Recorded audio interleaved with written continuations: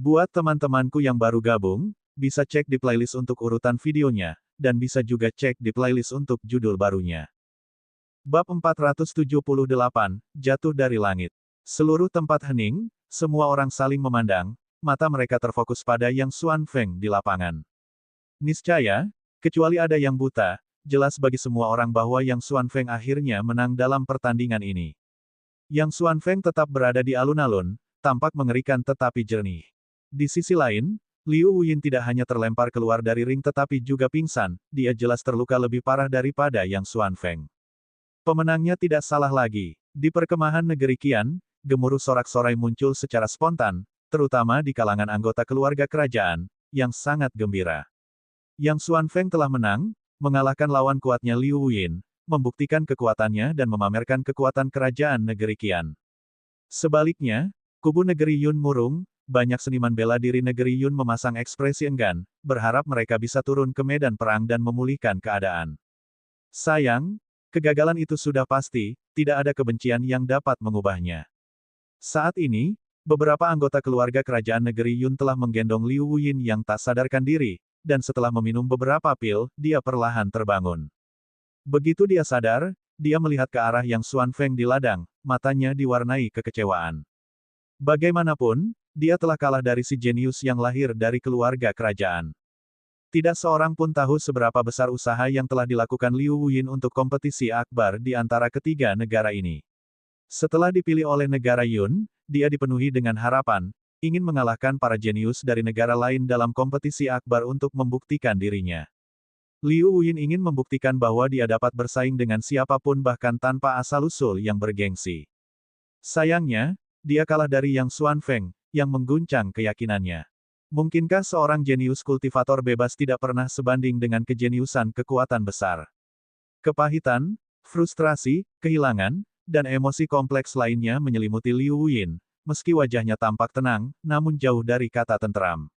Sayangnya, kamu sudah berusaha sebaik mungkin, Zhao Zhenlong menghibur. Liu Wuyin tidak menanggapi, dia lebih memilih kemenangan yang indah daripada kekalahan yang memalukan. Yang Xuanfeng berdiri dengan tombaknya, menatap Liu Wuyin. Kamu kuat, aku menantikan pertandingan kita berikutnya, kata Yang Xuanfeng, dan kemudian didukung oleh para anggota keluarga kerajaan negeri Qian. Liu Wuyin menghela napas mendengar kata-katanya, aku kuat. Ya, memang aku kuat, tapi kamu, Yang Xuanfeng, bahkan lebih kuat. Bagus sekali, kata Fang Lin sambil tersenyum saat melihat Yang Xuanfeng yang pincang, sedang ditopang kembali.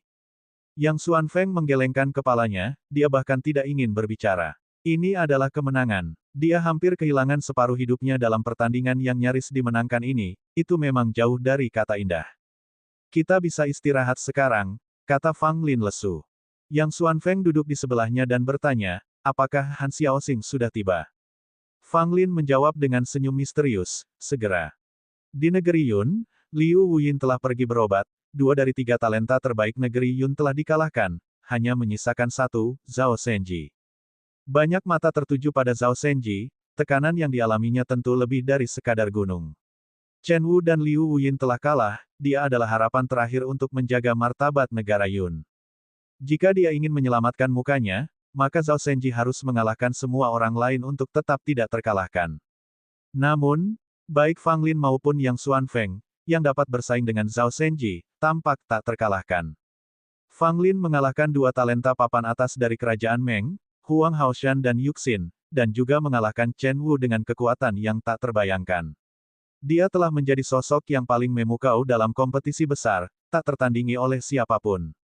Adapun Yang Xuanfeng, meskipun dia hanya bertindak 2 kali, yang pertama adalah mengalahkan Meng Langtian, putra sulung keluarga kerajaan Meng, dan barusan, dia menunjukkan kekuatan yang luar biasa dengan mengalahkan Liu Wuyin. Keduanya, dalam kompetisi akbar sebelumnya antara 3 negara, bisa saja mengungguli siapapun. Namun kali ini, 2 individu tersebut muncul dari negara yang sama.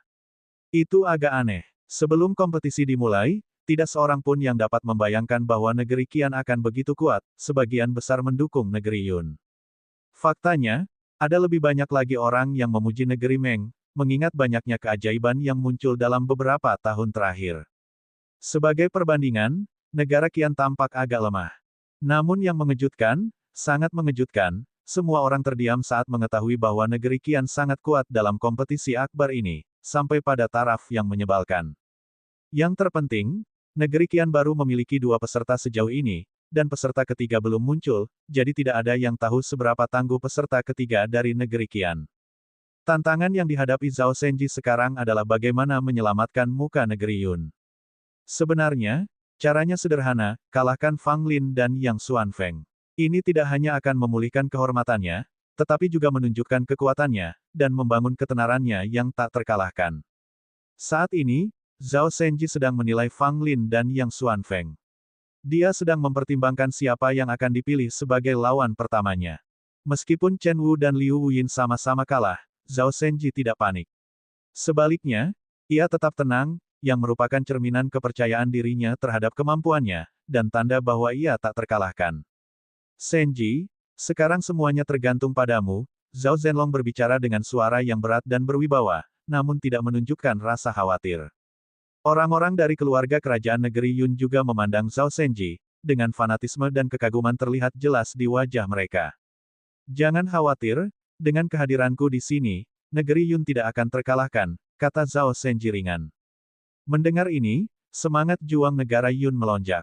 Seperti yang dikatakan Zhao Senji, selama dia ada di sana, selama dia tidak kalah, negara Yun tidak akan kalah. Karena, Zhao Senji merupakan anak ajaib terkuat di negeri Yun, dan menurut pandangan mereka, dia merupakan anak ajaib terkuat di antara 3 kerajaan bawah. Hah, apa itu? Ada kapal terbang datang. Mengapa ada kapal terbang saat ini? Sepertinya itu adalah kapal terbang milik Sekte Kabut Ungu. Tiba-tiba seseorang memperhatikan sebuah perahu terbang megah tengah berlayar di angkasa, dengan bendera Sekte Kabut Ungu. Melihat perahu ini, orang-orang dari Sekte Kabut Ungu bersorak kegirangan, dan senyum pun muncul di wajah Han Loyun. Akhirnya tiba juga. Kalau saja tiba lebih awal, kita tidak akan kelelahan seperti ini. Fang Lin bergumam. Yang Xuanfeng sudah bisa menebak mengapa kapal terbang itu ada di sana. Sebelum kapal terbang itu mendarat, sebuah sosok mungil turun dari langit dan mendarat di alun-alun dengan bunyi tabrakan. Bab 479, Pertempuran Hidup dan Mati. Semua mata tertuju pada gadis yang turun dari langit, ekspresi keheranan di setiap wajah. Dengan paras yang sangat cantik dan sikap yang angkuh, dia bertubuh kecil. Namun, penampilannya membuat semua orang yang hadir tampak kerdil. Fang Lin tersenyum. Yang Xuanfeng menghela napas lega. Anggota Sekte Kabut Ungu bertepuk tangan dengan penuh semangat, diliputi kegembiraan. Han Loyun menatap sosok mungil itu, matanya dipenuhi rasa puas dan desahan. Dia memanggil, "Putriku." Sosok kecil itu berbalik, datang di depan Han Loyun, dan membungkuk padanya, "Ayah." Gadis ini tidak lain adalah putri kedua Han Loyun, Han Xiaoxing. Dan juga orang ketiga yang bertarung dari negeri Qian. Mata Han Xiaoxing jernih dan cemerlang, penuh kelincahan. Mata itu benar-benar berbeda dari matanya yang sebelumnya tak bernyawa dan tak berjiwa. Saat Han Loyun menatap mata Han Xiaoxing, emosinya campur aduk, tetapi kegembiraan mendominasi. "Bagus," kata Han Loyun dengan penuh penekanan. Han Xiaoxing bisa mendengar getaran dalam suara ayahnya. "Ayah, saya minta maaf atas keterlambatan saya," kata Han Yinyu, lalu melanjutkan memeriksa anggota negara Qian lainnya. Matanya telah pulih sepenuhnya, tetapi selain ayahnya, dia tidak dapat mengenali siapapun lagi dari negeri Qian. Bagaimanapun, Han Xiaoxing memang buta sejak lahir. Jika bukan karena keakrabannya dengan ayahnya, dia mungkin tidak akan bisa mengenali siapa Han Loyun. "Xiaoxing, apakah matamu sekarang bisa melihat?" Yang Jianye bertanya dengan heran. Han Xiaoxing melirik Yang Jianye, dan dari nada bicara dan pakaiannya, dia dapat menduga bahwa pria ini pastilah kaisar negeri Qian, Yang Jianye. Ya, matanya telah pulih, tetapi seperti sebelumnya, sikap Han Xiaoxing terhadap semua orang, kecuali kerabatnya sendiri, tetap acuh tak acuh. Yang Jianye tampak terkejut. Semua orang dari keluarga kekaisaran, termasuk Yang Xuanfeng, terkejut, mereka tidak menyangka mata Han Xiaoxing bisa sembuh. Han Xiaoxing, yang dulunya buta, dulunya sangat kuat. Dia bisa bertarung seimbang dengan Yang Xuanfeng. Sekarang setelah penglihatannya pulih, seberapa hebat kekuatannya.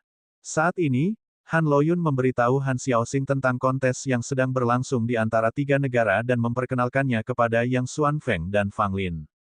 Han Xiaoxing datang ke hadapan Fang Lin dengan wajah kosong dan berkata dengan lembut, "Terima kasih."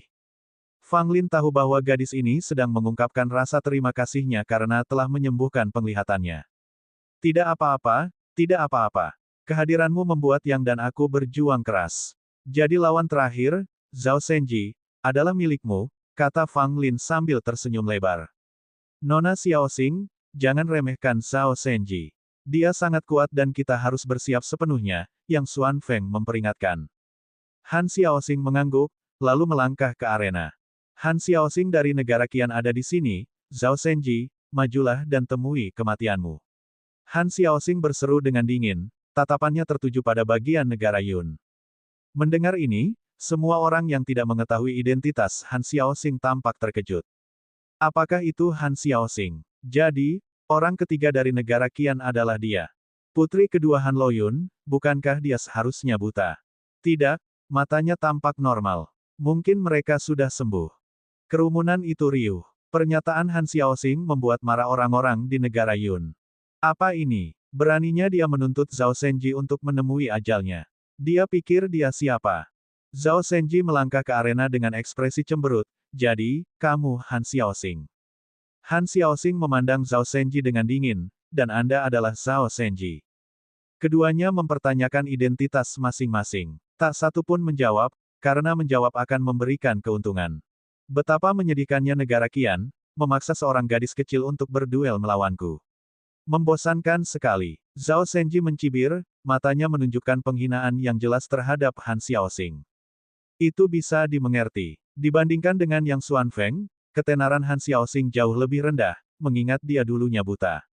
Bahkan jika dia sudah sembuh sekarang, seberapa kuat dia nantinya. Setidaknya, dari sudut pandang Zhao Senji, Han Xiaoxing sama sekali tidak layak atas usahanya. Namun, karena tantangan itu sudah dilontarkan, ia tidak punya pilihan selain menerimanya. "Aku ingin terlibat dalam pertarungan sampai mati denganmu," Han Xiaoxing menyatakan dengan heran. Banyak orang di negeri Yun berubah warna, bahkan alis Zhao Senji berkerut karena tidak yakin, sementara banyak ekspresi khawatir terlihat di wajah anggota negeri Qian. "Pertarungan sampai mati. Bukankah itu agak sembrono?" Kaisar Yang Jianye bertanya pada Han Loyun. Han Loyun menggelengkan kepalanya, dia datang ke sini untuk tujuan ini. Mendengar ini, Yang Jianye terkejut. Dia menyadari bahwa Han Xiaoxing datang untuk bertarung sampai mati dengan Zhao Senji. Ya ampun, Han Xiaoxing benar-benar ingin menghadapi Zhao Senji dalam pertarungan sampai mati. Apakah dia sudah gila? Mengapa dia menyia-nyiakan hidupnya? Sudah bertahun-tahun sejak pertarungan sampai mati dalam kompetisi 3 negara. Apakah mereka punya dendam satu sama lain? Tidak yakin, tapi ku dengar ada sedikit rasa dendam antara Sekte Kabut Ungu dan keluarga Kekaisaran Negeri Yun. Bagaimanapun, jika ini adalah pertarungan sampai mati, maka ini akan menjadi pertarungan sampai akhir, sangat seru. Puluhan tahun lalu, pertempuran sampai mati menjadi bagian dari kompetisi 3 negara. Akan tetapi, dalam beberapa tahun terakhir, hal itu telah menghilang, karena biasanya tidak ada cukup kebencian di antara lawan untuk memerlukannya. Namun, Han Xiaoxing tanpa rasa takut mengusulkan pertarungan sampai mati dengan Zhao Senji. Hal ini sama sekali tidak diduga oleh semua orang. Suasana hati Zhao Senji langsung berubah. Pertarungan sampai mati berarti hanya satu dari mereka yang bisa bertahan hidup dan pertarungan hanya akan berakhir ketika salah satu dari mereka tewas. Meskipun ia sangat percaya diri, Zhao Senji masih ragu ketika menghadapi masalah antara hidup dan mati.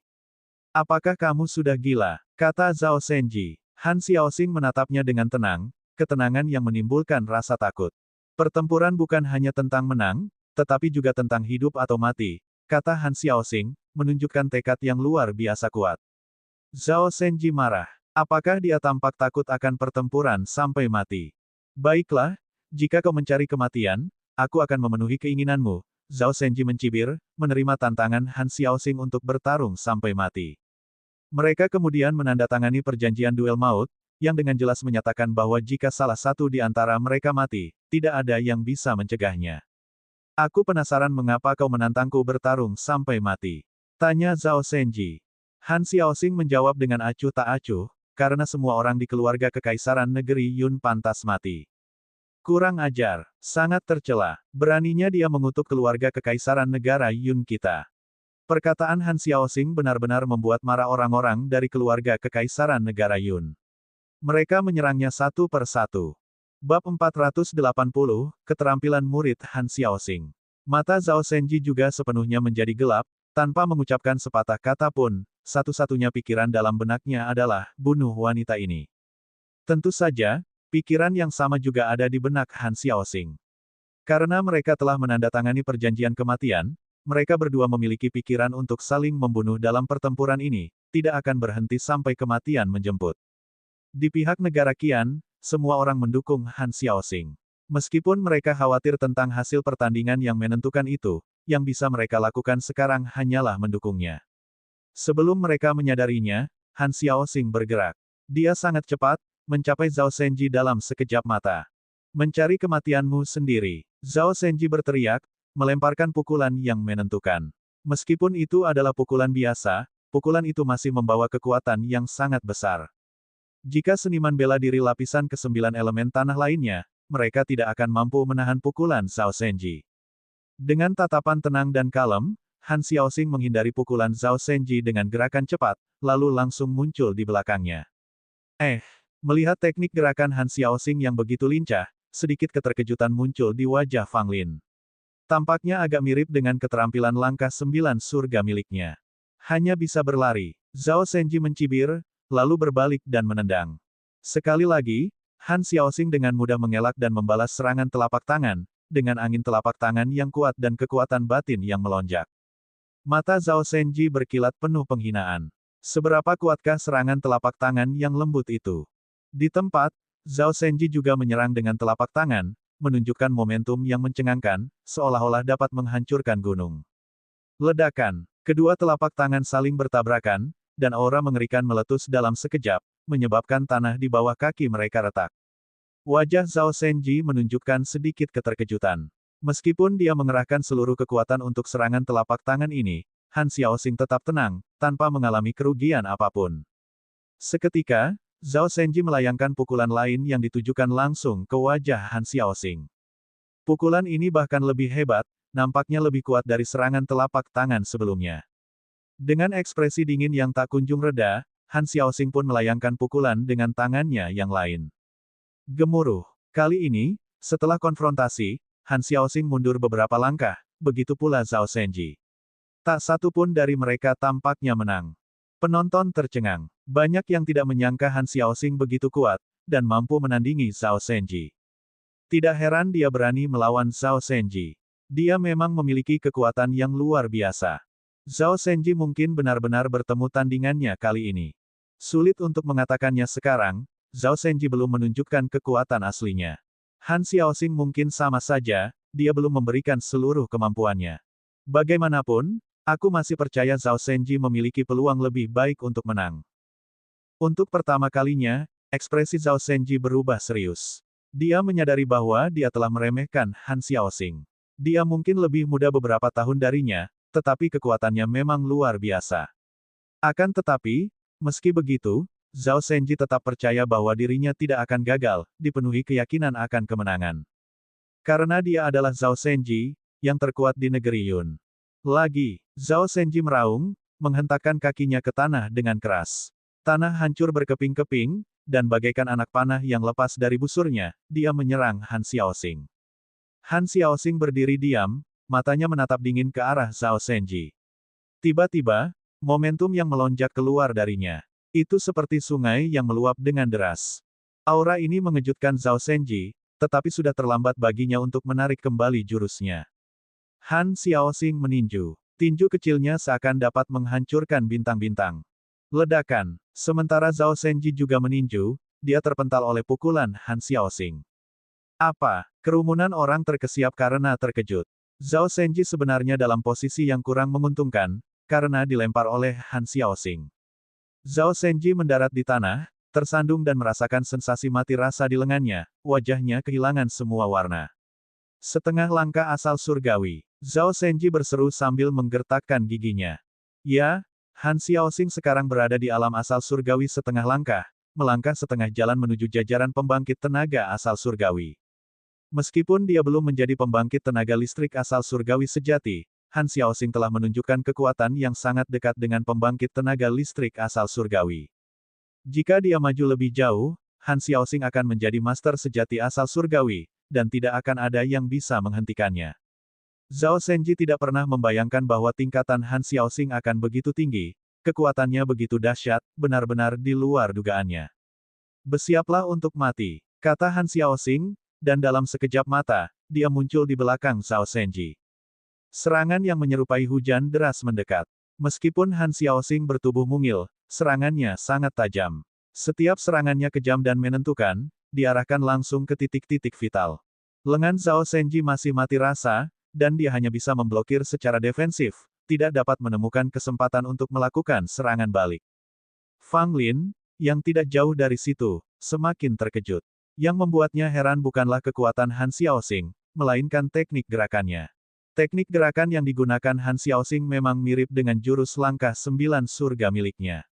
Meskipun tidak persis sama, jelas bahwa dia merujuk pada jurus langkah 9 surga miliknya. Fang Lin tidak ingat pernah mengajari Han Xiaoxing jurus 9 langkah surga. Jadi, di mana dia bisa mempelajari teknik gerakan aneh ini?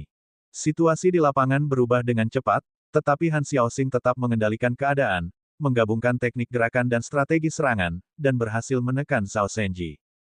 Namun, tak lama kemudian, Zhao Senji mengeluarkan kekuatan aslinya, dengan kuat menahan serangan Han Xiaoxing, dan tiba-tiba mencengkeram lengannya.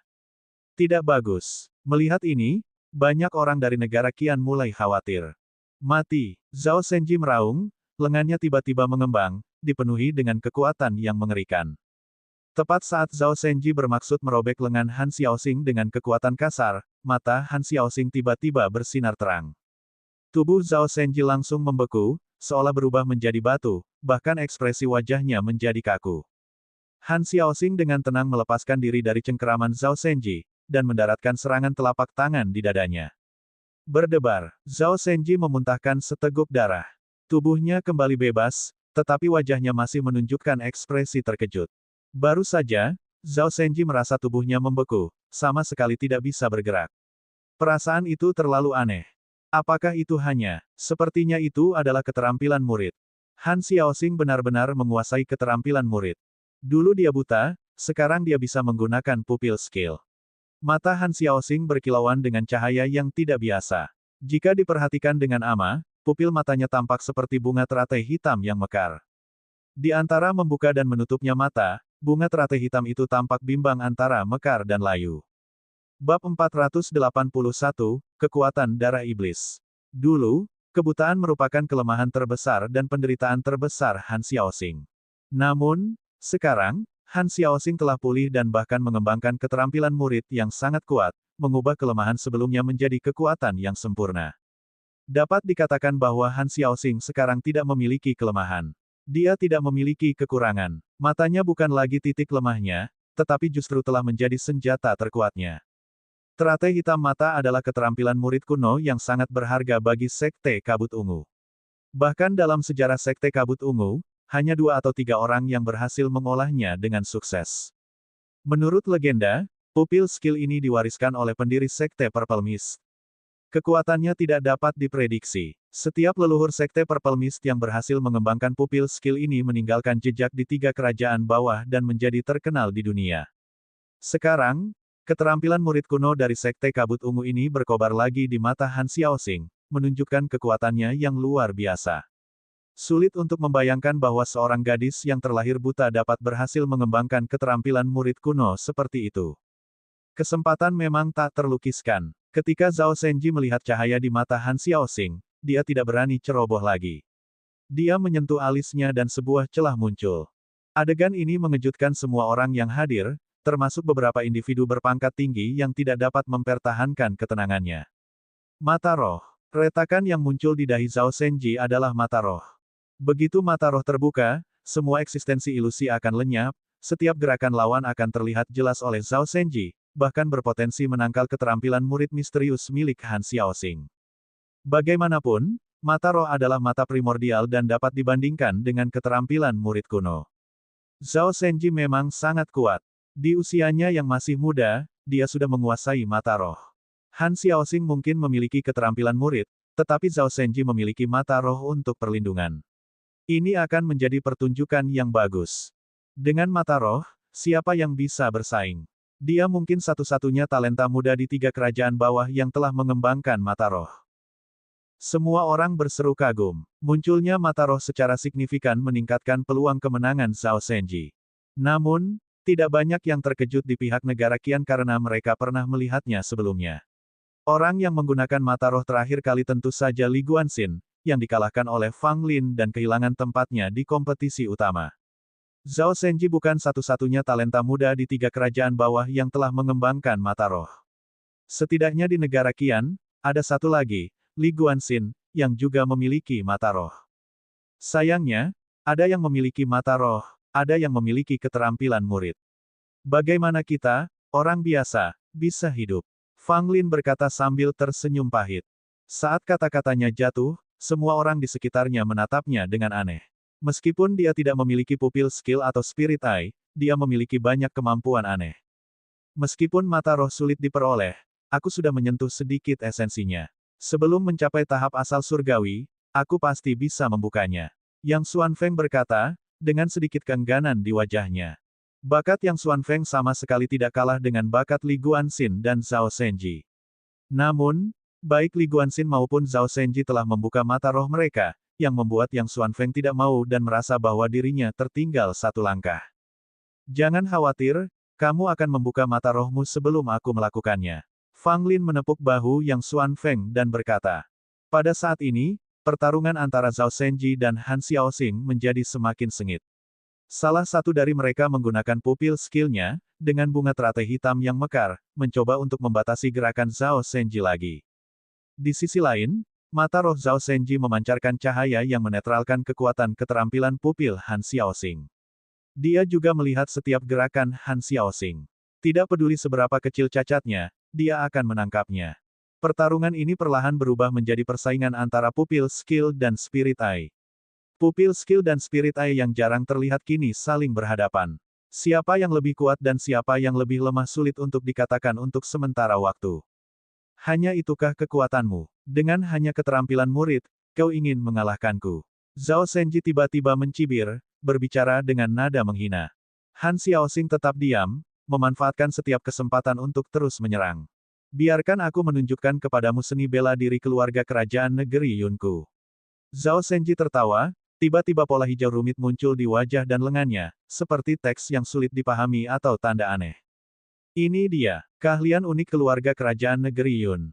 Legenda mengatakan bahwa keluarga Zhao dari negara Yun memiliki warisan darah iblis. Bakat paling menonjol dari setiap generasi harus bermandikan darah iblis. Jika Han Xiaoxing tidak punya taktik lain, saya khawatir dia akan kalah. Semua orang menoleh ke samping, penampilan Zhao Senji saat ini sangat aneh. Tampak seperti iblis. Keluarga Zhao dari negara Yun, yaitu keluarga kerajaan negara Yun, adalah keluarga besar sejati, dengan warisan yang dalam. Leluhur mereka dengan mengorbankan nyawa mereka sendiri memperoleh darah iblis untuk keluarga mereka. Setelah itu, hanya orang-orang berbakat paling menonjol dari keluarga Zhao di setiap generasi yang berhak mandi dalam darah iblis dan memperoleh kekuatan darah iblis untuk melembutkan tubuh mereka. Ini adalah salah satu alasan penting mengapa keluarga Zhao selalu berdiri kokoh di negara Yun. Bagaimanapun, setiap generasi keluarga Zhao memiliki bakat luar biasa, seperti Zhao Zhenlong dari generasi sebelumnya dan Zhao Senji dari generasi ini. Kekuatan darah iblis, tak terduga. Ketika Zhao Senji melepaskan kekuatan darah iblis, kekuatan di dalam dirinya tampak menyublim, dan momentumnya sangat dahsyat, sepenuhnya menekan aura asal surgawi setengah langkah milik Han Xiaoxing. Saat berikutnya, Zhao Senji bergerak. Dalam sekejap, seluruh tubuhnya berubah menjadi bayangan belaka. Terlalu cepat, efek darah iblis membuat kecepatan, kekuatan, dan tubuh fisik Zhao Senji meningkat pesat.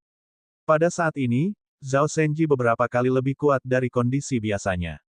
Dikombinasikan dengan mata roh, Zhao Senji menjadi sangat kuat, menempatkan Han Xiaoxing dalam situasi yang sangat berbahaya. Skill murid Han Xiaoxing tampaknya kehilangan efeknya, dan tidak dapat menahan Zhao Senji yang ditingkatkan darah iblis sama sekali. Untuk sementara, Han Xiaoxing hanya bisa menerima pukulan, dan situasinya berubah drastis menjadi lebih buruk. Semua orang dari negeri Qian sangat gugup, sementara terdengar tepuk tangan meriah dari kontingen negeri Yun. Di antara orang-orang berbakat yang hadir, semuanya, termasuk Fang Lin, serius. Bagaimana mungkin Zhao Senji dalam kondisi ini bisa dikalahkan? Hanya satu orang yang paling tenang, dan itu adalah ayah Han Xiaoxing, Han Loyun. Ekspresinya sangat tenang, seolah-olah dia sama sekali tidak melihat situasi berbahaya yang dialami putrinya, dan tidak ada sedikit pun riak di matanya. Karena Han Loyun sangat mengenal Han Xiaoxing, dia tahu betul kekuatannya. Terlalu lambat, terlalu lemah. Zhao Senji mencibir, lalu melancarkan serangan ganas, seolah-olah dia yakin akan kemenangannya. Han Xiaoxing sedingin es. Ada memar di pipi kirinya, yang disebabkan oleh pukulan Zhao Senji. Tepat ketika semua orang berkeringat untuk Han Xiaoxing, tiba-tiba, sebuah teratai hitam muncul di mata kirinya. Saat teratai hitam itu muncul, ia menyapu lautan api hitam, yang menyerbu langsung ke arah Zhao Senji. Bab 482, dibakar hidup-hidup. Api hitam yang membawa aura mengerikan menyerbu ke arah Zhao Senji, bagaikan gelombang pasang yang ganas. Wajah Zhao Senji berubah, tetapi saat ini, tubuhnya diperkuat dengan kekuatan Demon Blood Addition, membuatnya sangat kuat. Oleh karena itu, ia memilih untuk menahan api hitam secara langsung. Apa yang bisa dilakukan api biasa padaku? Zhao Senji meraung. Saat ki iblis di sekelilingnya melonjak, dia langsung menyerang api itu dengan tubuh telanjangnya. Han Xiaoxing mundur, dengan sekuntum teratai hitam terus melayang di depannya, tanpa henti melepaskan api hitam, seolah-olah berniat membakar semua yang terlihat. Zhao Senji terperangkap dalam api hitam. Meskipun tubuhnya luar biasa kuat dan dilindungi oleh ki iblis, api hitam ini juga luar biasa. Sialan, Zhao Senji mengumpat pelan, merasakan sakit yang amat sangat. Api hitam itu seperti belatung tulang, terus-menerus membakar daging dan kulitnya. Siapapun dapat melihat bahwa beberapa bagian tubuh Zhao Senji tercemar oleh api hitam. Meskipun ki iblis mendidih, ia tetap tidak dapat memadamkan api ini. Namun, Zhao Senji memang menakutkan. Tubuhnya yang ditempa oleh darah iblis telah melampaui level seniman bela diri elemen tanah, bahkan lebih kuat dari praktisi asal surgawi pada umumnya. Tidak ada gunanya, api ini mungkin aneh, tapi tidak cukup untuk membakarku sampai mati. Zhao Senji meraung. Kalau begitu aku akan terus membakarmu sampai kau mati. Han Xiaoxing berkata dengan dingin, saat teratai hitam yang mengambang di depannya mekar dengan tenang. Ledakan. Sebuah tinju yang seluruhnya terbuat dari api hitam muncul dan tanpa henti menghantam Zhao Senji yang terperangkap dalam api itu. Pukulan ini membuat Zhao Senji terluka parah. Dia langsung memuntahkan darah, dan semakin tercemar oleh api hitam. Tinju api hitam itu jatuh lagi. Zhao Senji meraung, membalas serangan itu dengan pukulannya sendiri. Wah, tinju hitam itu hancur, berubah menjadi gugusan percikan hitam yang jatuh ke tubuh Zhao Senji. Mati. Zhao Senji menyadari bahwa akan sangat berbahaya jika tetap berada di dalam api. Oleh karena itu, ia segera mengeluarkan cermin kuno dari tas 9 istana miliknya. Begitu cermin kuno itu muncul, ia terbang ke langit, memancarkan cahaya putih susu.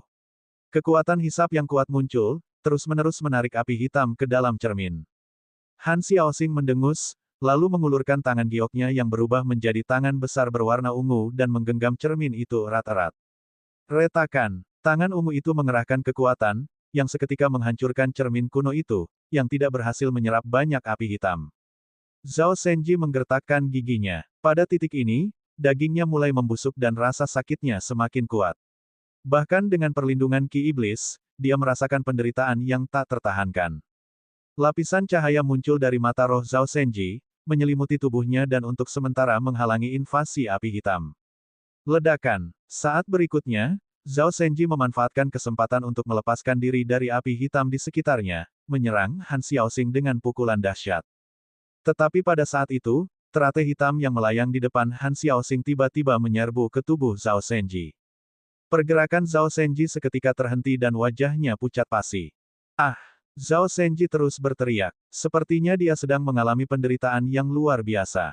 Darah menetes dari lubang-lubangnya, disertai api hitam yang merembes keluar. Semua orang terkejut. Apa yang baru saja terjadi? Di keluarga kerajaan negara Yun, Zhao Zhenlong tidak dapat menahan diri lagi. Ia ingin maju untuk menyelamatkan, tetapi Han Loyun menghalanginya. Minggir. Zhao Zhenlong meraung, menyerang Han Loyun dengan ganas, hatinya sangat cemas. Akan tetapi, Han Loyun tetap mempertahankan ekspresi dingin, tidak menunjukkan belas kasihan, sehingga menghalangi Zhao Zhenlong untuk bergegas menyelamatkan Zhao Senji. Tuan He, mengapa Anda tidak bertindak? Zhao Zhenlong, yang merasa terbebani oleh Han Loyun, segera berteriak pada He Qianyan, yang berdiri diam di sana. He Qianyan mengernyitkan alisnya, dalam hati enggan, tetapi tetap memutuskan untuk melangkah maju. Pak Tua He, jangan lupakan peraturan. Yang Jianye bergegas maju, menghalangi He Qianyan. Untuk sesaat, keempat tokoh kuat itu saling beradu. Yang paling gelisah tentu saja Zhao Zhenlong. Teriakan putranya tak henti-hentinya, tetapi ia ditahan oleh Han Loyun. Tidak ada yang menyangka bahwa semuanya akan menjadi seperti ini. Pertarungan antara Han Xiaoxing dan Zhao Senji telah menyebabkan keempat tokoh perkasa itu mengambil tindakan. Ini adalah pertarungan sampai mati. Mencoba membantu agak curang, bukan? Pada saat ini, Mu Hongchen juga melangkah maju. Yang mengejutkan semua orang, dia bersekutu dengan Han Loyun, membentuk front persatuan melawan Zhao Zhenlong yang panik. Kau mencari kematian. Mata Zhao Zhenlong hampir terbelah karena amarah.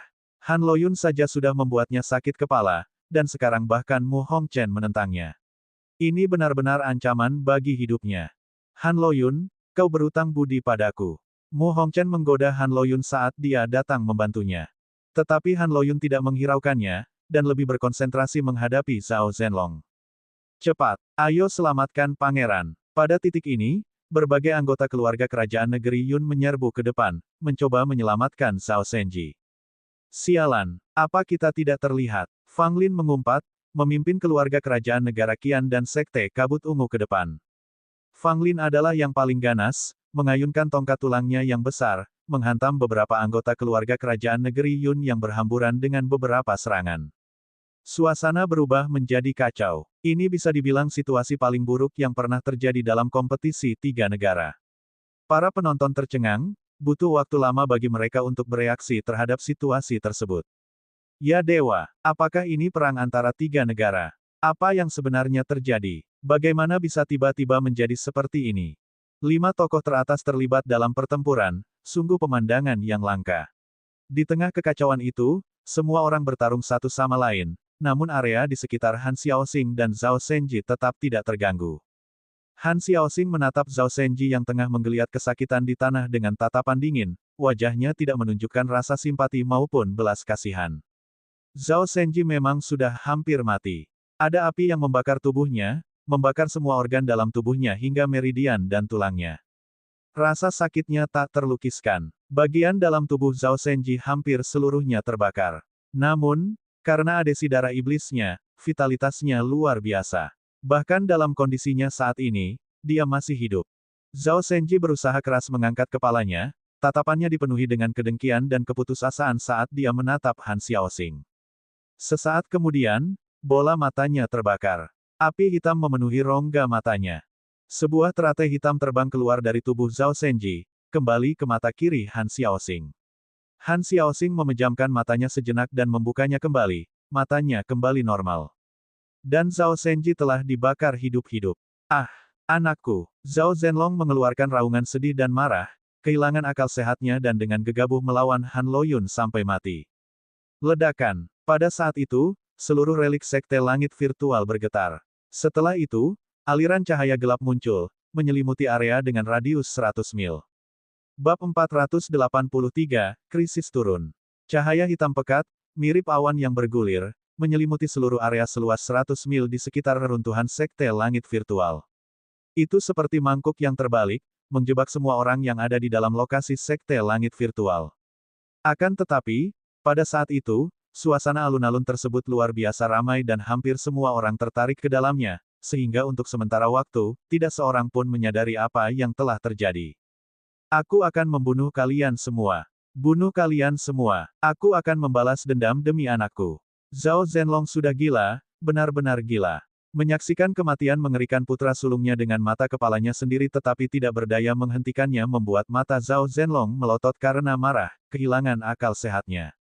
Ledakan, ledakan, ledakan, ledakan. Zhao Zhenlong menunjukkan kekuatan darah iblis. Dibandingkan dengan Zhao Senji, kekuatan-kekuatan darah iblis Zhao Zhenlong bahkan lebih mengerikan, seolah-olah dia adalah dewa iblis humanoid. Setiap pukulan yang dilontarkan dapat menghancurkan kekuatan asal surgawi. Han Loyun dan Mu Hongchen bekerja sama, nyaris tak mampu menahan kegilaan Zhao Zhenlong. Bukan karena Zhao Zhenlong lebih kuat dibanding Han Loyun dan Mu Hongchen, tetapi karena Han Loyun dan Mu Hongchen tidak memberikan kemampuan terbaiknya, mereka tampak sedikit kewalahan. Dalam keadaan normal, baik Han Loyun maupun Mu Hongchen dapat bertarung satu lawan satu dengan Zhao Zhenlong. Jika mereka berdua bertarung habis-habisan, tentu saja mereka bisa mengalahkan Zhao Zhenlong, tetapi Zhao Zhenlong, dalam kegilaan dan amarahnya, mungkin akan mengorbankan nyawanya untuk mengalahkan salah satu dari mereka.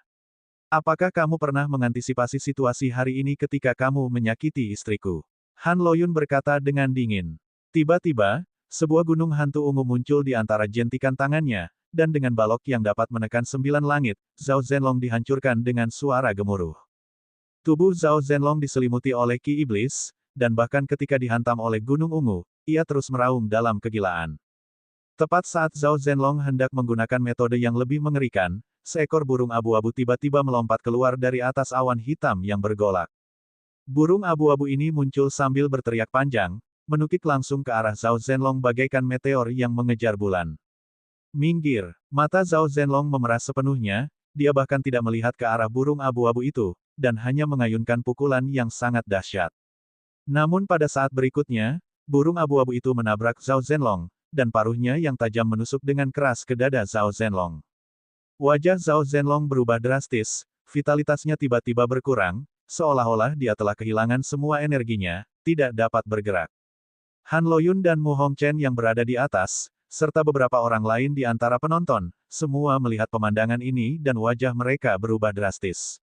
Buruk sekali. Semakin banyak orang yang menyadari keanehan itu, saat mereka mendongak, mereka melihat langit diselimuti lapisan awan hitam tebal. Rasa tidak pasti muncul di hati setiap orang. Zhao Zhenlong terjatuh ke tanah dengan suara keras, burung abu-abu itu seakan menyedot semua kekuatan dari tubuh Zhao Zhenlong, mengepakkan sayapnya, dan terbang kembali ke awan hitam yang bergulir. Bersamaan dengan itu, di tengah lapisan awan tebal, semakin banyak burung muncul diam-diam, semuanya memancarkan sepasang mata perak rakus, menatap manusia di bawah. Cepat mundur, teriak Han Loyun. Mendengar ini, Yang Jianya yang sedang bertarung dengan He Qiannian segera mundur. He Qiannian tidak ingin bertarung lagi dan ketika dia melihat perubahan yang terjadi di sana, dia langsung menukik ke samping orang-orang dari Sekte Kabut, matanya waspada mengamati pemandangan di atas. Apa yang sebenarnya terjadi? Seseorang bertanya dengan panik, tetapi tidak ada yang bisa menjawab. Pada saat itu, semua orang di tempat kejadian sama sekali tidak tahu apa yang sedang terjadi. Yang mulia, para anggota keluarga kerajaan negeri Yun mengelilingi Zhao Zhenlong, wajah mereka dipenuhi dengan kecemasan. Zhao Zhenlong belum mati, tetapi seluruh kekuatannya, baik itu kekuatan batin maupun kekuatan darah iblis, telah dihisap oleh burung abu-abu aneh itu, dan tidak ada lagi dalam dirinya. Dengan kata lain, Zhao Zhenlong sekarang lumpuh. Percikan. Zhao Zhenlong menyemburkan seteguk darah segar. Hanya dalam sekejap mata, ia tampak menua 10 tahun. Wajahnya dipenuhi kesedihan dan keputusasaan. Putranya telah meninggal, dan dia sendiri telah menjadi lumpuh dalam sekejap mata. Pukulan yang sangat berat ini membuat Zhao Zhenlong putus asa. Lihat, apa itu? Teriak seseorang. Semua orang mendongak dan menghirup udara dingin. Bahkan tokoh paling berkuasa di tempat kejadian pun menunjukkan ketakutan di mata mereka. Sepasang mata yang dingin dan tak berperasaan terbuka di tengah awan hitam yang bergulir, tanpa vitalitas apapun, seolah-olah ada dewa yang sedang melihat ke bawah dari atas, mengawasi dunia. Setelah menunggu sekian lama, akhirnya aku bisa dibangkitkan. Suara yang memekakkan telinga itu bergema, menyebabkan beberapa seniman bela diri yang lemah berteriak saat mereka jatuh ke tanah, telinga mereka berdarah. Mata Fang Lin tampak serius saat dia menatap tajam ke arah mata di dalam awan hitam, merasakan perasaan gelisah di hatinya. Selain mata itu, yang paling banyak jumlahnya di awan hitam itu adalah burung-burung abu-abu aneh. Jumlahnya tak terhitung banyaknya, bahkan mungkin ribuan atau puluhan ribu dalam sekali pandang. Pikiran bahwa bahkan orang kuat seperti Zhao Zhenlong tidak dapat menahan burung-burung abu-abu ini membuat kulit kepala semua orang mati rasa, wajah mereka menunjukkan keputusasaan. Selama sesaat, semua orang mengalihkan pandangan ke beberapa tokoh besar di lapangan, menaruh semua harapan pada mereka. Namun, entah itu Han Loyun, Yang Jianye, atau He Qiannian, dan Mu Hongchen, wajah mereka sangat suram. Mereka memiliki kultivasi yang tinggi, tetapi dapat merasakan dengan lebih jelas betapa mengerikannya tekanan dari sepasang mata di langit. Han Loyun dan yang lainnya tidak pernah merasa begitu tidak berarti sebelumnya, seperti semut. Orang di balik mata itu hanya perlu mengulurkan satu jari, dan semuanya bisa langsung hancur. Kesenjangan. Meskipun mereka tidak memiliki kontak, Han Loyun dan yang lainnya dapat merasakan celah yang sangat besar. Tampaknya mereka tidak memiliki ruang atau kekuatan untuk melawan, dan satu-satunya pilihan mereka adalah menyerah. Keluar, beberapa seniman bela diri independen, dalam kepanikan mereka, bergegas menuju pinggiran sekte langit virtual. Akibatnya, mereka menabrak lapisan cahaya hitam dan langsung mati kesakitan, tubuh mereka berubah menjadi genangan air hitam di tanah. Melihat hal ini, hati mereka yang juga berencana untuk melarikan diri menjadi dingin. Mereka benar-benar terjebak. Kau beruntung, karena aku tidak suka membunuh. Aku hanya akan mengambil kekuatanmu. Selama kau tunduk padaku dan tidak melawan dengan bodoh, aku akan mengampuni nyawamu. Suara itu terdengar lagi, membawa serta nada yang tak tertahankan. Siapa kamu sebenarnya? Yang Jianye bertanya sambil menggertakkan giginya. Hehe, akulah pemimpin terakhir Sekte Langit Maya, tetapi juga orang yang akan mengembalikannya ke kejayaannya sebelumnya. Setelah hari ini, Sekte Langit Maya akan bangkit lagi. Suara itu berkata, dipenuhi kegilaan. Mendengar kata-kata ini, semua orang sangat terkejut. Orang ini ternyata adalah pemimpin sekte terakhir dari Sekte Langit Virtual. Bab 484, Mata yang tidak bisa dihancurkan. Sebelum gelombang waktu yang tak terbatas, Sekte Langit Maya tidak dianggap sebagai sekte yang sangat tangguh. Menurut catatan kuno, pemimpin sekte terakhir dari Sekte Langit Maya telah lama musnah bersama dengan sekte itu sendiri. Akan tetapi sekarang, entitas hebat yang tersembunyi di balik gumpalan awan hitam ini mengaku sebagai pemimpin sekte terakhir dari Sekte Langit Virtual. Mungkinkah dia tidak pernah mati sejak awal? Sayang sekali, zaman sudah berubah.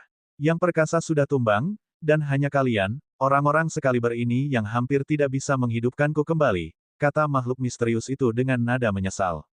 Kerumunan orang tersentak mendengar pernyataannya. Mereka adalah beberapa individu paling kuat di antara tiga kerajaan bawah, dan bahkan mereka hanya mampu menghidupkannya kembali. Sungguh tidak masuk akal. Namun, itu cukup bisa dimengerti. Sekte Langit Virtual mungkin tidak begitu terkenal di zaman kuno, tetapi jika masih ada saat ini, itu pasti akan menjadi kekuatan yang sangat besar. Dalam hal kekuatan, pemimpin Sekte Langit Virtual pasti akan sangat tangguh. Sekali lagi, burung-burung bersayap abu-abu lepas dari awan hitam, jumlah mereka begitu banyak sehingga seakan-akan menutupi langit, dengan mudah mencapai ratusan atau ribuan. Wajah orang banyak menjadi pucat karena ketakutan. Burung-burung bersayap abu-abu ini adalah makhluk yang sangat kuat sehingga bahkan Zhao Zhenlong, seorang pria kuat yang terhormat, merasa sulit untuk menolaknya. Namun, tidak ada yang siap menyerah tanpa perlawanan. Semua orang mengerahkan segenap kemampuan mereka, memanfaatkan setiap kemampuan yang mereka miliki tanpa menahan apapun. Jeritan mulai terdengar. Korban pertama adalah seniman bela diri independen. Dibandingkan dengan yang lain, mereka lebih lemah. Burung bersayap abu-abu merobek dada mereka dan menguras kekuatan batin mereka. Orang-orang terus-menerus jatuh ke tanah, vitalitas mereka hilang. Meskipun mereka tidak mati, mereka telah berubah menjadi lumpuh, kultivasi mereka benar-benar hilang, membuat mereka tidak ada bedanya dengan orang yang sudah meninggal. Pada titik ini, beberapa tokoh berpengaruh mengeluarkan benda sakral mereka yang paling kuat. Mu Hongchen mengeluarkan ukiran kayu kuno bergambar wanita menawan. Sebuah retakan muncul di sepanjang tubuhnya dan Mu Hongchen mengaktifkannya, membiarkannya melayang di atas anggota sekte Black Yin, memancarkan penghalang bercahaya yang melindungi. Saat burung-burung itu menghantam penghalang cahaya, penghalang itu berkedip-kedip namun pada akhirnya mampu menahan serangan mereka, mencegah bahaya apapun mencapai anggota sekte Black Yin. Di pihak keluarga Huang, Huang Rulong memanggil kuali tembaga dan menyemprotkan seteguk darah vital ke dalamnya. Dalam sekejap, seakan-akan suara gemuruh dari ribuan binatang buas berasal dari dalam kuali tembaga. Burung-burung bersayap abu-abu itu tampak ketakutan, tidak berani mendekati siapapun dari keluarga Huang. He Qiannian mengeluarkan pedang panjang yang patah dengan setengah panjangnya hilang. Sambil menggenggam pedang patah itu dengan ekspresi serius, He Qiannian menebas burung-burung abu-abu yang menukik itu. Dengan satu serangan pedang, bayangan pedang yang tak terhitung jumlahnya memenuhi langit, menebas burung-burung abu-abu itu tanpa ampun. Namun, setelah serangan pedang itu, He Qianyan tampak menua secara signifikan, tanda-tanda mendekati akhir hidupnya mulai muncul. Jelas, mengaktifkan pedang patah ini memberikan dampak yang signifikan padanya. Dalam kasus keluarga kerajaan negeri Yun, dengan Zhao Zhenlong yang lumpuh, 4 pangeran negeri Yun tidak punya pilihan selain memanggil sepotong tulang iblis hitam. Tulang ini ditinggalkan oleh iblis sejati kuno, yang menyimpan ki iblis yang mengerikan. Tulang ini dianggap sebagai harta nasional negara Yun. Dalam upaya bersama dari keempat pangeran negara Yun, tulang iblis hitam itu memancarkan cahaya hantu.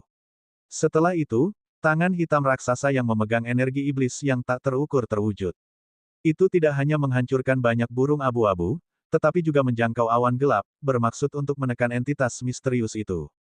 Melihat ini, wajah semua orang berseri-seri karena gembira. Jika mereka dapat menekan entitas misterius itu, mereka dapat menyelesaikan krisis. Tulang iblis yang tidak penting berani menindasku. Sungguh konyol, sebuah suara pedas bergema. Tiba-tiba, sebuah jari metaforis jatuh dari lapisan awan, menyentuh tangan hitam raksasa itu.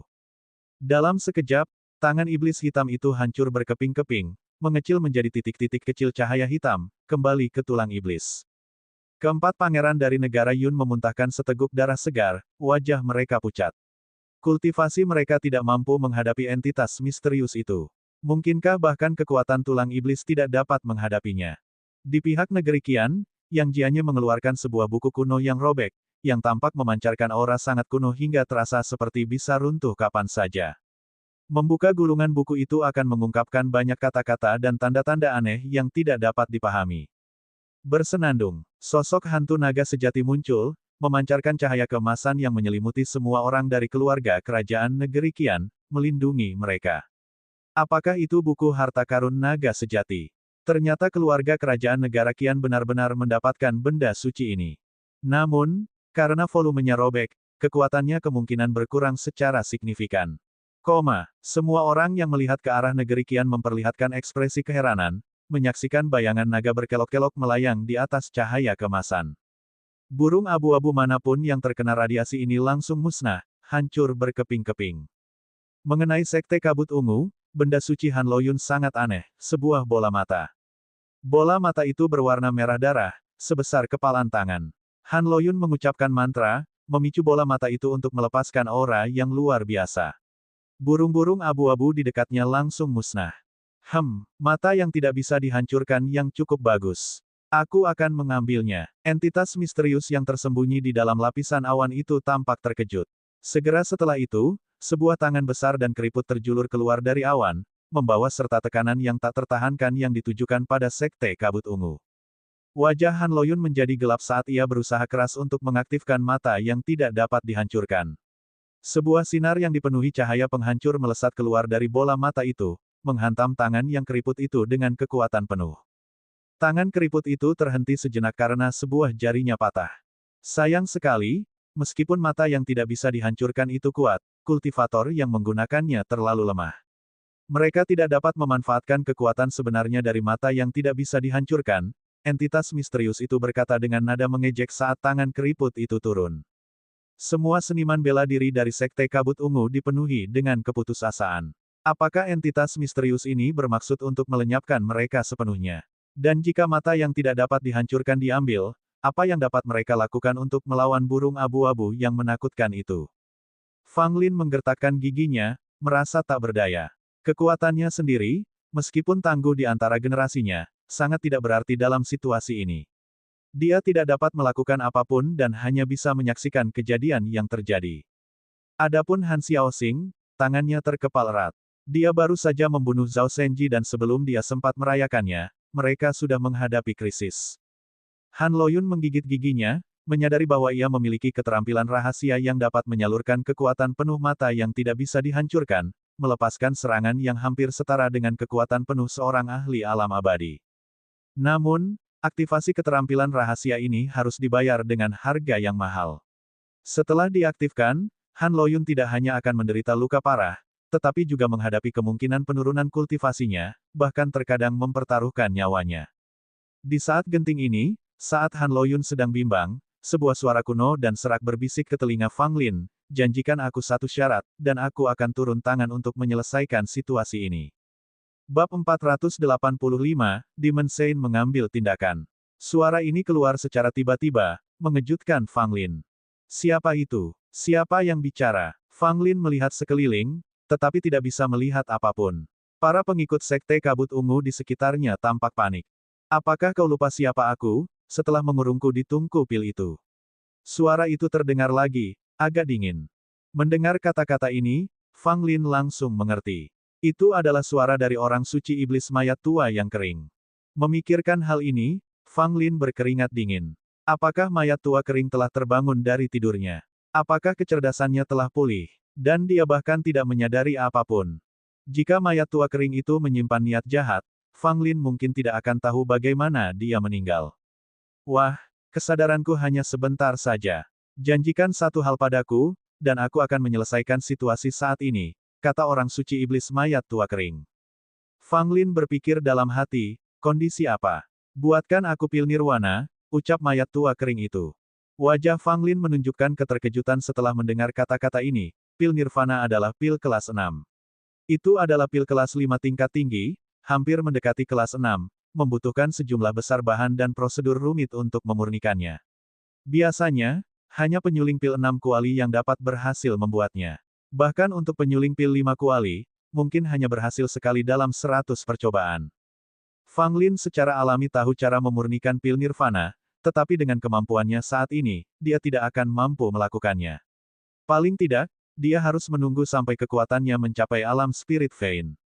Seseorang membutuhkan kekuatan seni bela diri tertentu untuk memurnikan pil, inilah sebabnya mengapa penyuling pil terkenal juga memiliki keterampilan seni bela diri yang mengesankan. Situasinya kritis, dan tangan kerangka besar perlahan-lahan turun ke arah mereka. Tanpa berpikir panjang, Fang Lin pun berjanji. Aku harap kau menepati janjimu, gumam mayat tua kering dalam-dalam. Tepat saat Han Loyun hendak mengambil keputusan sulit dengan tangan kering itu semakin mendekat, dia tiba-tiba merasakan tekanan di sekelilingnya berkurang. Hah! Tangan kering di langit itu berhenti, menunjukkan kebingungan. Sepertinya ia merasakan sesuatu tetapi tetap tidak yakin. Seketika itu juga burung-burung kelabu yang tadi memenuhi langit mulai menjerit dan jatuh ke tanah, berubah menjadi debu. Peristiwa yang tak terduga ini membuat semua orang bingung. Apa yang terjadi? Apakah makhluk misterius itu berubah pikiran untuk menyerang mereka? Saat berikutnya, seorang lelaki tua memegang pedang panjang berdarah muncul di langit. Lelaki tua itu berwajah kurus dan tampak sangat tua, seolah-olah dia bisa mati kapan saja. Tubuhnya keriput, tetapi di balik penampilan fisiknya yang rapuh, ada atmosfer yang begitu kuat sehingga membuat dunia itu sendiri bergetar. Dengan pedang panjang di tangannya, lelaki tua itu tidak bergerak. Namun, awan gelap yang menyesakkan yang memenuhi langit dengan cepat menghilang seolah-olah bertemu dengan api yang menyala-nyala. Tidak, siapa kamu? Saat awan menghilang, sebuah sosok terlihat. Itu adalah orang yang sangat aneh, separuhnya tampak seperti manusia biasa, tetapi separuhnya lagi sangat layu, sedemikian rupa sehingga Anda bisa melihat kulit tua membentang di atas tulang-tulangnya, pemandangan yang mengerikan untuk dilihat. Pada saat ini, pemimpin Sekte Langit Virtual menatap lelaki tua itu dengan ekspresi terkejut, sama sekali tidak percaya. Orang tua itu secara alami adalah Demon Saint. Dihadapkan dengan pertanyaan dari Sek Hierarch, dia tidak menunjukkan respons. Dia tampak terlalu malas untuk menjawab atau terlalu sombong untuk menghargai pertanyaan itu dengan sebuah respons. Semua orang di bawah menatap kosong ke arah kejadian itu, mencoba memahaminya. Apa yang sedang terjadi? Mengapa seorang lelaki tua misterius tiba-tiba muncul? Sedangkan untuk pihak Qian, ada banyak orang yang melihat pedang panjang di tangan lelaki tua itu. Semakin mereka melihat, semakin familiar rasanya. Sang Santo Iblis menatap pemimpin Sekte Langit Virtual dengan ekspresi dingin dan acuh tak acuh, lalu perlahan mengangkat pedang panjang di tangannya. Perhatikan baik-baik, bukan begini caramu menggunakan pedang itu, kata Demon Saint, jelas ditujukan kepada Fang Lin. Siapa kau sebenarnya? Pemimpin sekte itu meraung marah dan gelisah. Sebagai makhluk kuno yang selamat dari zaman kuno, ia percaya bahwa di era ini, ia seharusnya tak terkalahkan.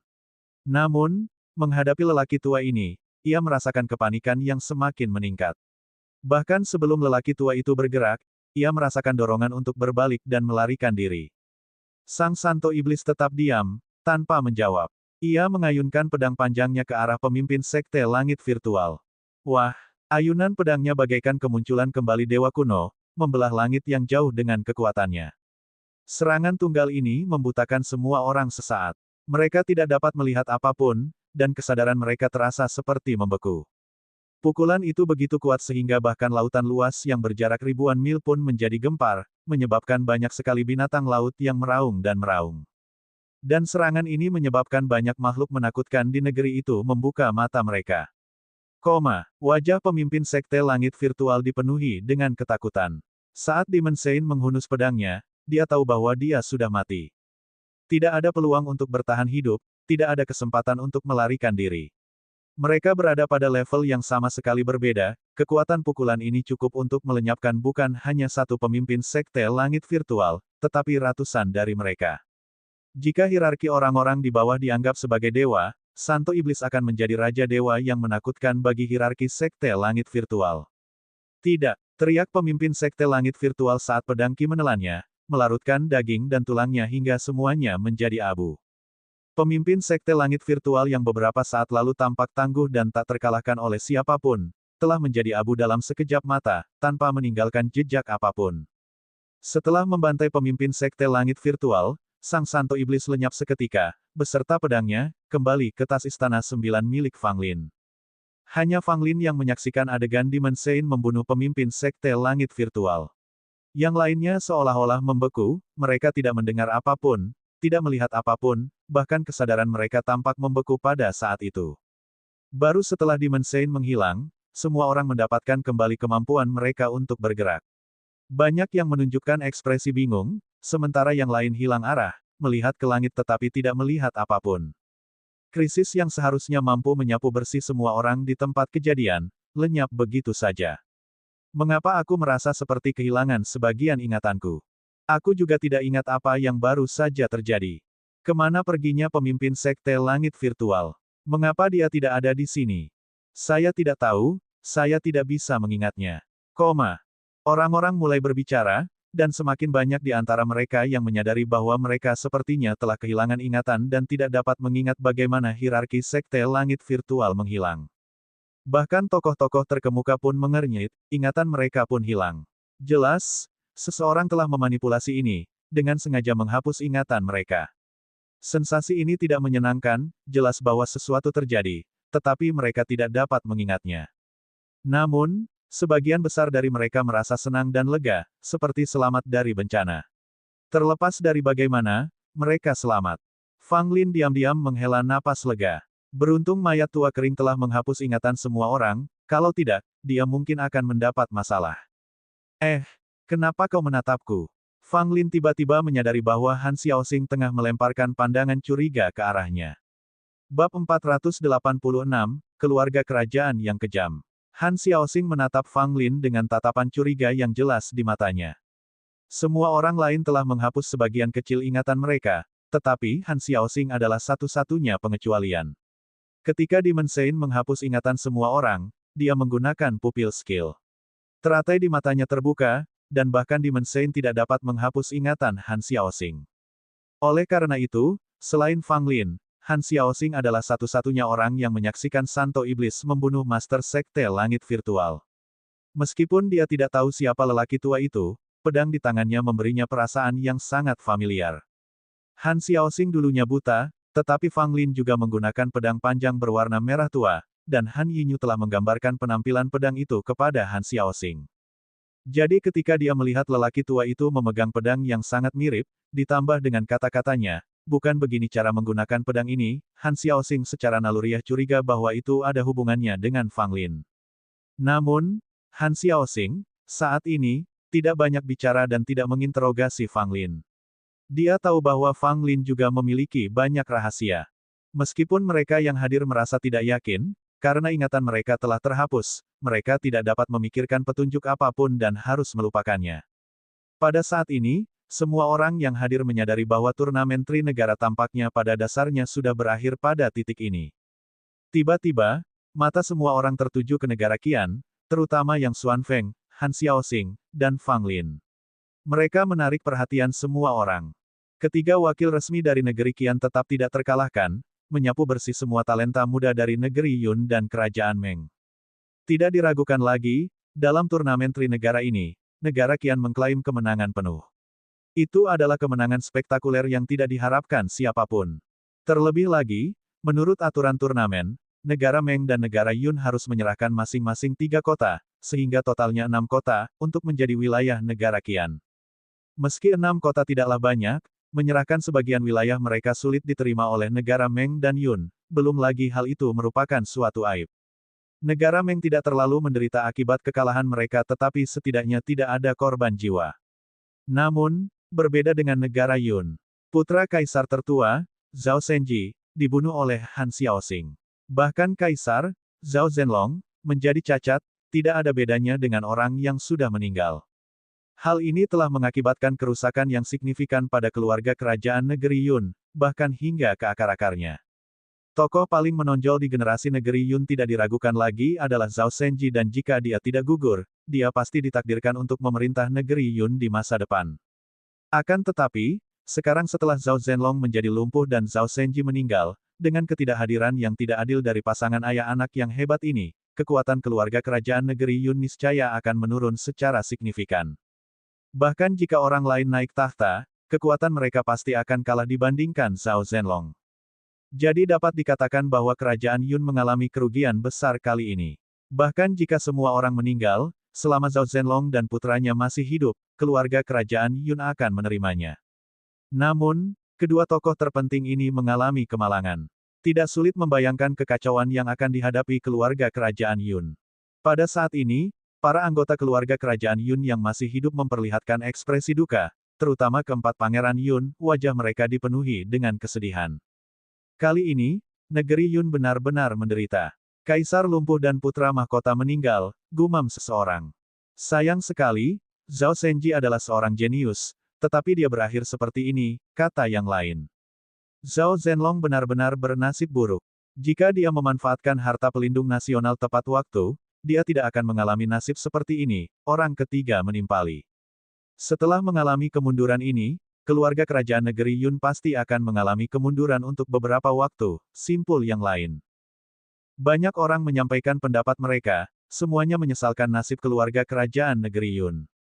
Zhao Zhenlong terbaring di tanah, mendengarkan komentar-komentar tersebut dengan wajah penuh keputusasaan dan kebencian. Yang mulia, keempat pangeran membantu Zhao Zhenlong berdiri, tetapi masing-masing memiliki ekspresi berbeda di wajahnya. Dengan Zhao Zhenlong yang lumpuh dan kehilangan semua kultivasinya, sudah pasti dia tidak akan terus melayani sebagai kaisar setelah kembali. Dan jabatan kaisar akan lahir di antara beberapa pangeran ini. Tentu saja, mereka tidak perlu menahan diri saat berhadapan dengan seorang pria cacat. Para pangeran saling melirik dan mendorong Zhao Zhenlong keluar. Zhao Zhenlong terjatuh ke tanah, berbalik dengan marah, hanya melihat wajah dingin para pangeran. Anggota keluarga kerajaan lainnya tetap diam. Ada yang menunjukkan rasa tidak nyaman, namun banyak pula yang memilih untuk mengabaikan tontonan itu. Zhao Zhenlong, karena kamu sudah lumpuh, kamu tidak perlu kembali ke negara Yun, kata seorang pangeran. Dia adalah sepupu Zhao Zhenlong, yang dulunya memiliki hubungan baik dengan Zhao Zhenlong, tetapi sekarang dia yang paling menentukan. Zhao Zhenlong tak terkendalikan amarahnya, batuk darah segar karena perasaan cemas yang hebat membanjiri dirinya, membuatnya tampak semakin tua. Kalian semua, Zhao Zhenlong ingin meraung marah, tetapi dia bahkan tidak memiliki kekuatan untuk melakukannya. Yang mulia, sebaiknya Anda tinggal di sini saja, sela pangeran yang lain, ketidakpedulian terukir di wajahnya. Jelas bagi semua orang bahwa keempat pangeran ini, melihat Zhao Zhenlong lumpuh dan tidak melihat harapan untuk pulih, langsung mengungkapkan posisi mereka, dengan maksud mencegah Zhao Zhenlong kembali ke negeri Yun.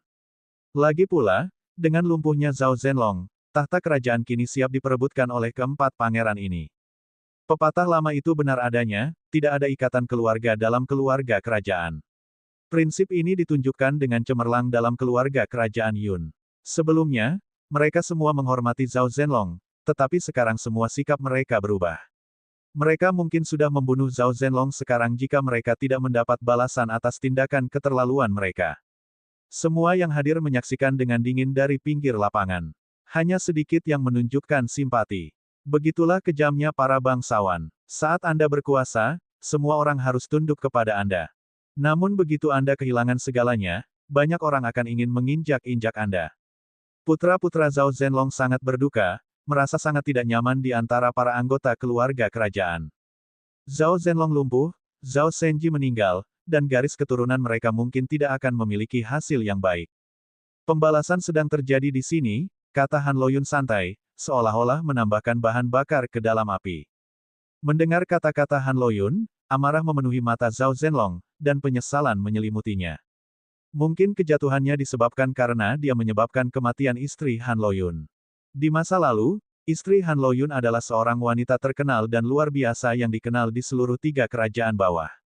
Zhao Zhenlong, yang saat itu adalah seorang pangeran, tentu saja mengaguminya, tetapi dia menikahi Han Loyun. Hal ini membuat Zhao Zhenlong marah, membuatnya membunuhnya dan menyebabkan kedua putri Han Loyun lahir dengan cacat. Hal ini memang membenarkan perkataan Han Loyun, karma selalu mengejar, dan pembalasan tidak dapat dihindari. Han Xiaoxing, di sisi lain, mengepalkan tinjunya. Masih ada kebencian di hatinya, dia ingin membunuh semua anggota keluarga kerajaan negara Yun. Bagaimanapun juga, ibunya dan Han Yinyu sudah meninggal. Bahkan sampai sekarang, Han Yinyu, karena kondisi fisiknya, tidak dapat berkultivasi. Han Xiaoxing tidak akan pernah memaafkan keluarga kerajaan negara Yun. Hanya dengan membunuh semua anggotanya, dia bisa merasa sedikit lebih baik.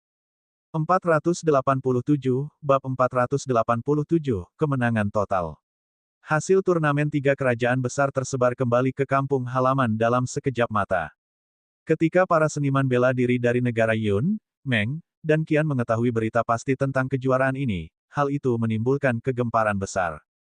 Kali ini, ada guncangan nyata bagi 3 kerajaan bawah, yang bahkan lebih hebat daripada guncangan yang disebabkan oleh konvensi penyuling pil yang diadakan sebelumnya. Ya dewa, negara Qian membawa 3 orang aneh kali ini. Negara Yun dan Meng dengan mudah tersapu oleh negara Qian. Bagaimana ini bisa terjadi? Bukankah Zhao Shenji dari negara Yun ikut serta? Kudengar Fang Lin mengalahkan 3 ahli jenius sendirian. Yang Xuan Feng juga merupakan pesaing kuat, menekan Meng Langtian dari negara Meng. Zhao Shenji dan Han Xiaoxing bertarung dalam pertarungan hidup dan mati, dan Han Xiaoxing membunuh Zhao. Berita itu terus menyebar di antara orang-orang, menyebabkan guncangan yang semakin besar. Untuk sementara waktu, para seniman bela diri di 3 kerajaan bawah kebanyakan membicarakan Yang Xuan Feng, Han Xiaoxing, dan Fang Lin. Terutama Fang Lin, karena kemampuannya mengalahkan 3 orang jenius sendirian, ditambah dengan identitasnya sebagai seorang penyuling pil, sangatlah unik. Seorang pemurni pil yang secara luar biasa tampil lebih unggul di turnamen 3 kerajaan besar, dengan berturut-turut mengalahkan 3 talenta muda, sungguh tak terbayangkan. Banyak orang awalnya tidak percaya. Bagaimanapun, Fang Lin cukup terkenal di bidang pemurnian pil, ia dianggap oleh banyak orang sebagai pemurni pil jenius nomor 1 di 3 kerajaan bawah. Tapi sekarang, kau mengatakan padaku bahwa Fang Lin juga seniman bela diri terbaik di 3 kerajaan bawah. Siapa yang akan percaya ini? Bahkan seorang jenius tidak memiliki energi untuk mempelajari seni bela diri dan tahu alkimia pada saat yang bersamaan. Untuk sesaat, popularitas Fang Lin sangat tinggi, hampir semua orang di 3 kerajaan bawah mengenalnya.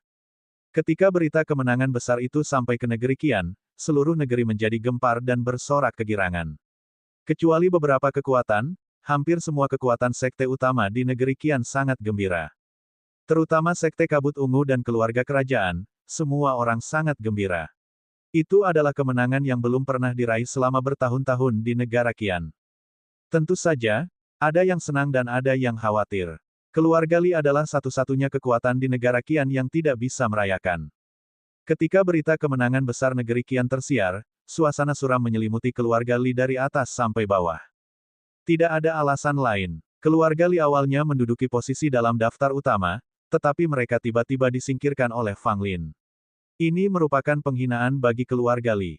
Jika negeri Qian kalah karena hal ini di turnamen 3 kerajaan besar, keluarga Li pasti diam-diam bersukacita. Namun saat ini, bukan saja negara Qian tidak kalah, tetapi mereka juga meraih kemenangan besar.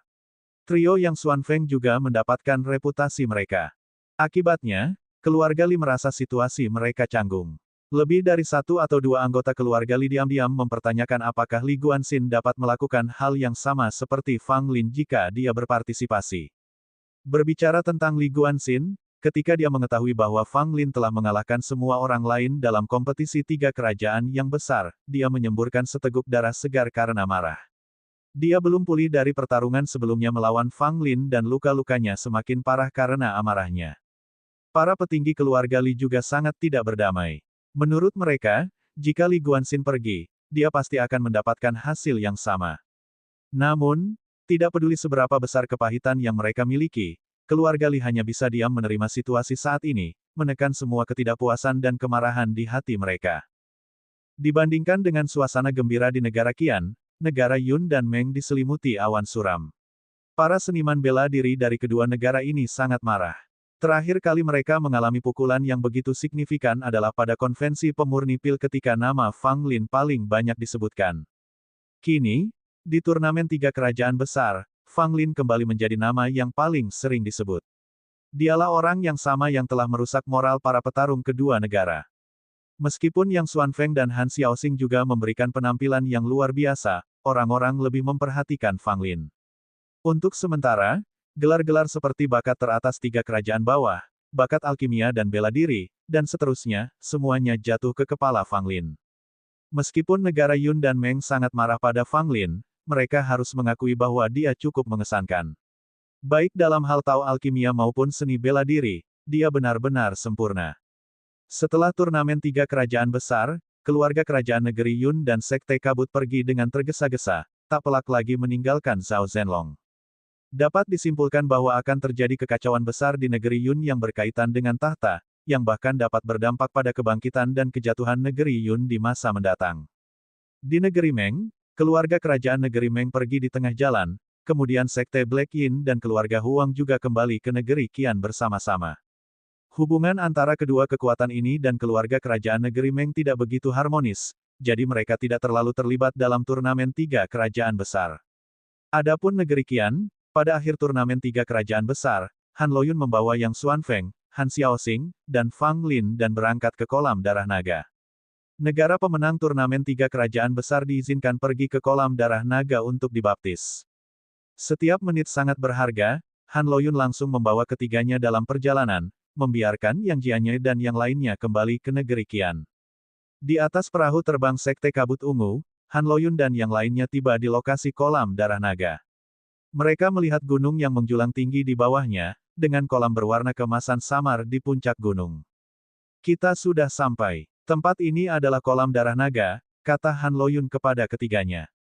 Terlihat oleh mata telanjang, ada susunan petir yang menyelimuti puncak gunung, dengan kilatan petir yang samar. Jelas, susunan petir ini luar biasa, siapapun yang menyentuhnya akan terkena serangan petir. Kolam darah naga tidak berada di wilayah salah satu dari tiga kerajaan bawah, tetapi karena ketiganya berada di dekatnya, maka kolam darah naga ditetapkan sebagai milik kolektif tiga kerajaan bawah. Terlebih lagi, para tetua dari tiga kerajaan bawah pernah sepakat bahwa hanya negara pemenang turnamen tiga kerajaan besar yang dapat memasuki kolam darah naga untuk dibaptis. Hanya 3 orang yang bisa masuk pada satu waktu. Jika ada 1 orang lagi, susunan itu akan mengeluarkannya. Perahu terbang mendarat, kelompok itu turun dari perahu, dan mencapai penghalang energi susunan. Han Loyun mengeluarkan token ungu dan mencetaknya pada penghalang energi petir. Token itu menyatu dengan penghalang energi susunan, dan kemudian retakan muncul. Han Loyun memimpin jalan, dan trio Yang Xuanfeng mengikutinya dari dekat, sehingga memasuki susunan tersebut. Begitu masuk ke dalam arai, mereka mendapati diri mereka berada di dunia lain.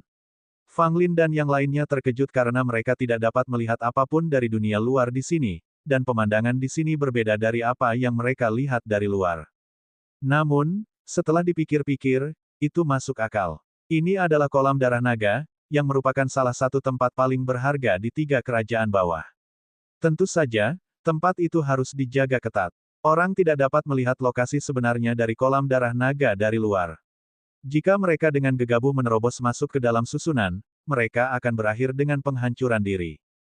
Kolam darah naga tidak berada di puncak gunung, tetapi di dalam sebuah gua. Di pintu masuk gua, ada patung naga sejati, yang memancarkan aura naga samar. Ini adalah, ketiga Fang Lin tampak terkejut. Meskipun itu hanya sebuah patung, patung itu begitu megah sehingga sulit untuk menahan keinginan untuk memberi penghormatan. Meskipun itu sebuah patung, namun di dalamnya terdapat sepotong sisik naga asli, sehingga aura naga meluap darinya, tutur Han Loyun dengan nada serius.